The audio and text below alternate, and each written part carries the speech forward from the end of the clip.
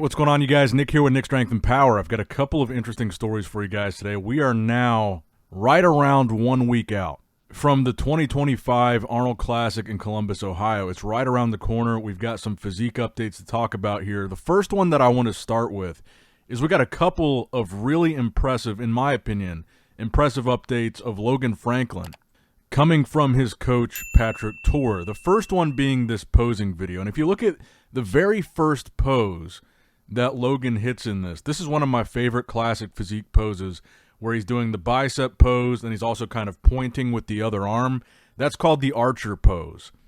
And I think genuinely, out of all the current classic physique competitors that I can picture right now, I think Logan hits that pose, or at least I prefer his version of that archer pose and how his physique looks in that pose to really anybody. And I mean, that's just kind of a side note. It's not a mandatory pose or anything, but Logan, this is a really good look for him. And I think it's clear that he's on a mission after kind of a lackluster Olympia placing and showing to get himself back on the radar as one of the top classic physique guys. I mean, this is a really impressive update, and I'm kind of wondering now if we haven't talked enough about Logan. I mean, he was kind of outside of the conversation because of how he did at the Olympia, but these recent updates in the last 2 or 3 weeks or so, I think Logan is looking awesome. And I also just want to mention again what a great poser I think Logan is, because again, the last time that Logan did the Arnold Classic, he actually did win the Best Poser Award at that Arnold. But I think that he just looks absolutely phenomenal here, and then even conditioning-wise. So we got this posing video update, but then also a couple hours later, we got an update kind of showing off the condition that Logan's in, and his coach says he's right at stage weight in this update. I mean, he looks dry as a bone. His coach says he's looking a little bit flat here, but you can see the level of condition that Logan is in here. And I know he's got to be a little bit careful when he fills back up and carbs up and stuff because he's so close to that weight limit. But conditioning-wise, he looks absolutely on point here. I mean, Christmas tree, striated glutes, deep dugout hamstrings, even though, you know, the glutes and hamstring, well, the hamstrings do, but the glutes don't really matter as much in classic physique, or really at all, because they're mostly covered. But you can tell Logan is in phenomenal shape by this picture, by the video that I showed you guys. You can tell he's got a tremendous classic shape to his physique. Great flow, great V-taper, great lines, accentuated by great posing. I really hope that Logan ends up a little bit more in the mix at this Arnold and maybe secures a top 3 placing, because I am genuinely impressed by what we've been seeing from Logan. Like I said, these past 2 or 3 weeks, the guy looks phenomenal. But let me know what you guys think in the comments down below about how you think Logan Franklin is going to place at this year's Arnold Classic. Now, next up in the news, I wanted to talk a little bit about Andrew Jacked, because we really haven't talked much about Andrew at all, and not because I don't think he's going to be a factor at the Arnold, but more from the standpoint of he hasn't really shown much, if anything, of what his physique is looking like for really this entire Arnold Classic prep. He's really one of the only top guys that has showed nothing from this prep as far as a physique update or anything. And to be fair, that is kind of Andrew Jack's style. He usually is pretty covered up. He usually is training in a hoodie or a t-shirt, and maybe we'll post a training video here and there. He did post this training pictures yesterday, and this is about as revealing as it gets for Andrew Jacked, just taking the sleeves off.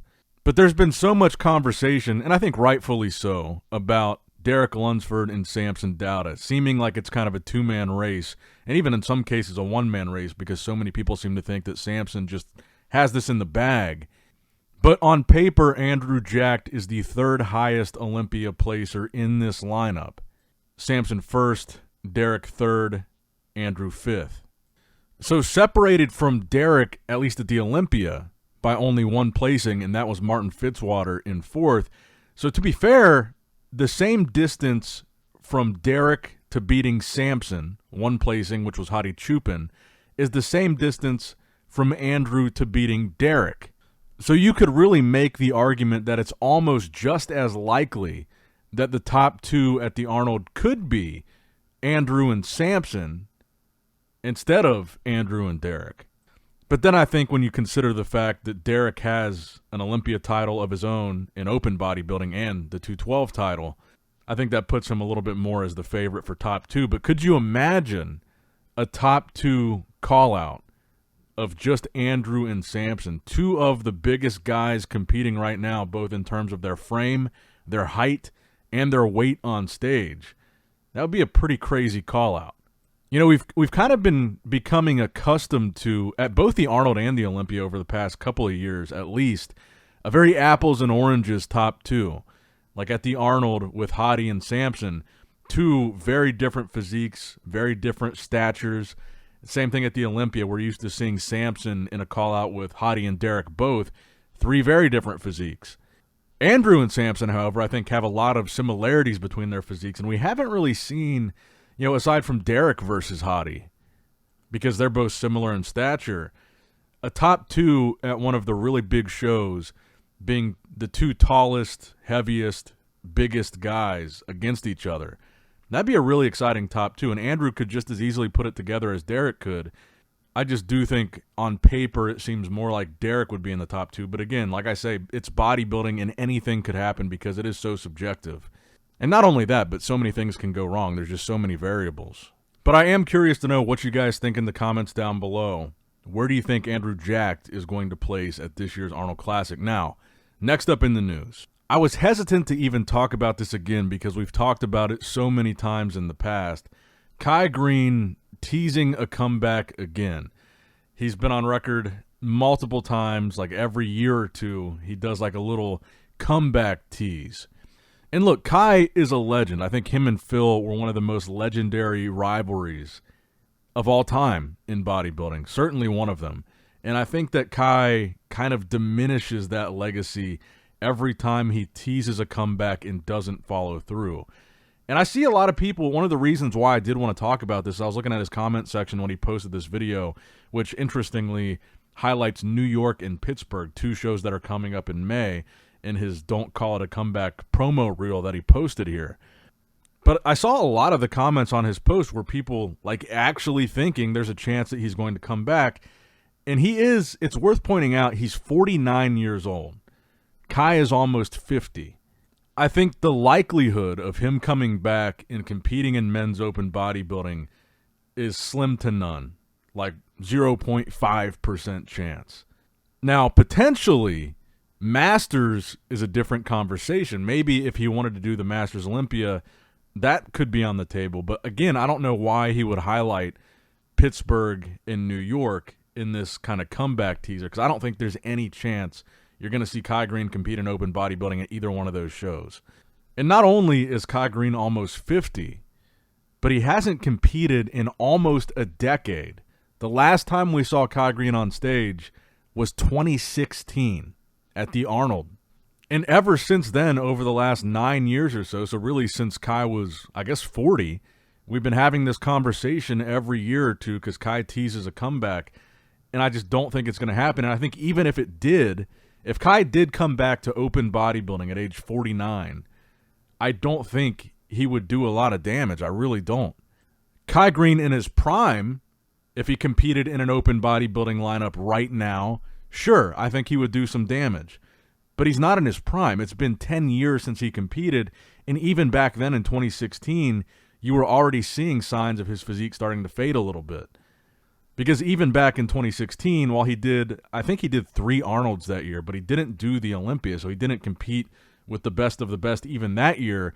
And that year at the Arnold, Ohio, where he beat Cedric McMillan, I don't know how many of you guys remember this, but that was a controversial result at that time. A lot of people had Cedric winning that show. So even almost 10 years ago, the last time that we saw Kai on stage, a lot of people felt like Cedric had him beat. And I mean, for perspective there, that same year at the Olympia in 2016, Cedric was 7th. So when I say Kai Greene's physique already showed some signs that he might be slowing down a little bit or declining, is at that Arnold, the top two, him and Cedric, people thought Cedric had him beat, and Cedric was around 7th. Well, he was 7th at the Olympia. So that's what Kai was being compared to, and people saying almost beat him. And the year before that, we're talking about a top 2 Olympian in Kai Greene. So I would just say I think it's very wishful, almost delusional thinking if you think Kai Greene is going to come back and do a bodybuilding show, even Pittsburgh or New York, if that's what the teaser was, I'm sure it's for a product or something that he's coming out with is what it really is. But I almost kind of feel like, and this might be a reach, but it was interesting that yesterday everybody was talking about Phil Heath. Phil Heath was in almost every bodybuilding headline yesterday because President Trump acknowledged him in a press conference and like gave him this big shout out. So everybody was talking about Phil Heath yesterday, and then miraculously today, Kai Greene decides to post a comeback video. So, like I said, this might be a little bit of a reach, but I kind of was thinking, maybe Kai didn't like the fact that Phil was getting all this attention again, and I kind of feel like Kai does these little comeback teasers as like an attempt to stay relevant. And maybe he wanted to take the spotlight and put it back on him today after seeing Phil Heath get like all this attention and acknowledgement yesterday. Because like I said, Kai is a legend, but so much of his legendary career was directly tied to his rivalry with Phil.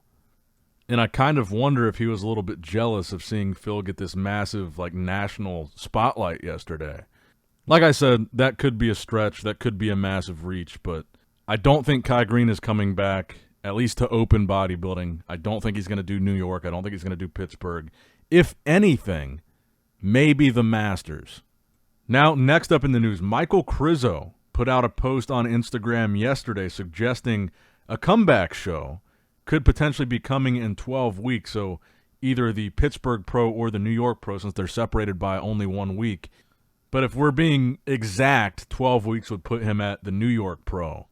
And this is big because keep in mind, Michael Krizo is coming off of kind of taking some time off, skipping the Olympia, having that shoulder injury, and then having that pretty major shoulder surgery, which was towards the end of last year, so kind of relatively recently.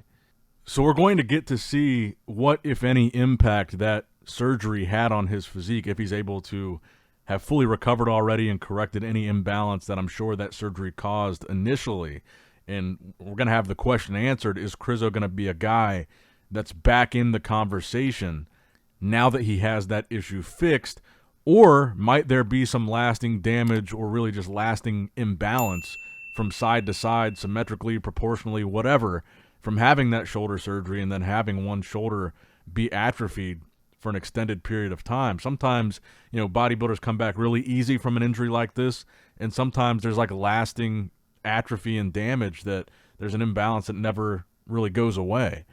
But I certainly hope that Krizo does decide to step on stage in 12 weeks because, like I said, the New York Pro, the Pittsburgh Pro, it's already off to a super exciting start to the bodybuilding season. And adding Krizo to the mix at any show, I think, makes it more exciting.